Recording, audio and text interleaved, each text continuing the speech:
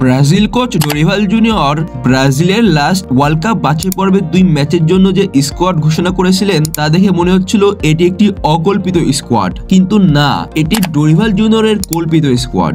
Dorival জুনিয়রের কিছু নির্দিষ্ট প্লেয়ার আছে, তারা ফর্মে থাকুক বা না থাকুক, ফিট থাকুক বা না থাকুক, তবুও তাদেরকে সে দলে নিবেই। এর পরে যারা ফর্মে আছে তাদের কাউকে কাউকে কল করবে, যেমন দানিলো। ওয়ার্ল্ড কাপ বাছাই পর্বের ম্যাচে এর আগে দানিলো পারফরমেন্স না করতে পারায় তাকে বাধ্য হয়ে ভ্যান্ডারসনকে খেলানো লাগছিল।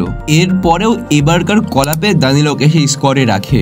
ডোরিভাল জুনিয়র অবশ্যই জানতেন যে ভ্যান্ডারসন আরেকটি হলুদ কার্ড দেখলে তার পরিবর্তে আমাকে দানিলোকে খেলানো লাগবে। ভ্যান্ডারসন কার্ড খাওয়ার পরে তিনি ডোডোকে কল করেন, কিন্তু ডোডোকে তিনি 1 সেকেন্ডও খেলাননি, কারণ যদি ডোডোকে তিনি খেলান এবং ডোডো ভালো পারফরমেন্স করে দেয় তাহলে তো তিনি পরের কলাপে আর দানিলোকে ডাকতে পারবেন না। এইবার আসি লেফট ফুল ব্যাক পজিশনে, যেইখানে তিনি কল করেছিলেন আবনার এবং আরানাকে।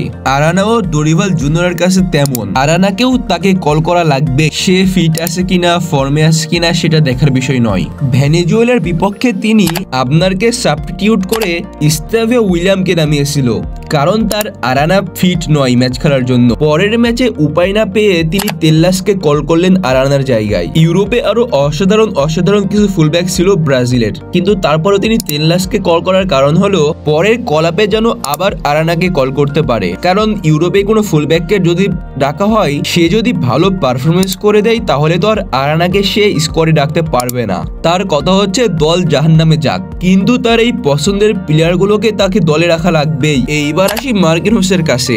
তার পজিশনে তার সাথে সাথে কল করা হয়েছিল মুরিলোকে, কিন্তু তিনি মুরিলোকে 1 সেকেন্ডের জন্য খেলাননি, কারণ যদি তাকে খেলান এবং সে ভালো পারফরমেন্স করে তাহলে তো আর মার্কিনহোসকে তিনি খেলাতে পারবেন না বা পরে কলাপে ডাকতে পারবেন না। মুরিলোকে যদি আপনি 1 সেকেন্ডের জন্য খেলাবেন না তাহলে তাকে কেন কল করেছিলেন? এইবার আসি লুকাস পাকুয়েতার কাছে। লুকাস পাকুয়েতা এবং আন্দ্রেস পেরেরা একই পজিশনে খেলে। এইবারের 2 ম্যাচেই আমরা স্কোর করতে ব্যর্থ হয়েছি, চান্স ক্রিয়েট করতে ব্যর্থ হয়েছি, কিন্তু আমাদের বেঞ্চে বসেছিল ইংলিশ প্রিমিয়ার লিগে সবথেকে বেশি চান্স ক্রিয়েট করা মিডফিল্ডার আন্দ্রেস পেরেরা, কিন্তু ডোরিভাল জুনিয়র তাকে 1 সেকেন্ডের জন্য নামায়নি এই 2টি ম্যাচে, কারণ যদি তাকে নামাই এবং সে ভালো পারফরমেন্স করে তাহলে সে পাকুয়েতাকে খেলাতে পারবে না। নাম্বার 9 পজিশনে ইগার জেসুস শুধু একাই, তার রিপ্লেসমেন্ট হিসেবে কাউকে সে কল করেনি।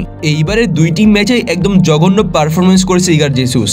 প্রথম ম্যাচে সে ইগার জেসুসকে তুলে পাকুয়েতাকে নামিয়েছে, দ্বিতীয় ম্যাচে সে ইগার জেসুসকে তুলে লুইস হেনরিককে নামিয়েছে, কারণ তার কাছে আরেকজন পিওর নাম্বার 9 নাই, সে কল করেনি, কারণ যদি কল করে এবং সে ভালো পারফরমেন্স করে তাহলে সে ইগার জেসুসকে আর খেলাতে পারবে না। গারসন ভালো পারফরমেন্স করলেও গারসনের বিষয়টাও এমনই, গারসনেরও কোনো রিপ্লেসমেন্ট নেই। এই হলো ব্রাজিল দলের ডোরিভাল জুনিয়রের অবস্থা। ডোরিভাল জুনিয়র স্বজনপ্রীতি রোগে আক্রান্ত, এমন ভাবে চলতে থাকলে সে ব্রাজিল টিমটাকে একদম ধ্বংস করে ছাড়বে। তার এই দলের প্রতি 1%ও কোনো ডেডিকেশন নেই। দর্শক, আমার এই কথাগুলোর সাথে সাথে কারা কারা একমত অবশ্যই কমেন্ট বক্সে জানাবেন। যতদিন সে আছে তার এই প্রিয় খেলোয়াড়গুলোকে সে খেলাতেই থাকবে এবং ব্রাজিলকে ধ্বংস করতেই থাকবে।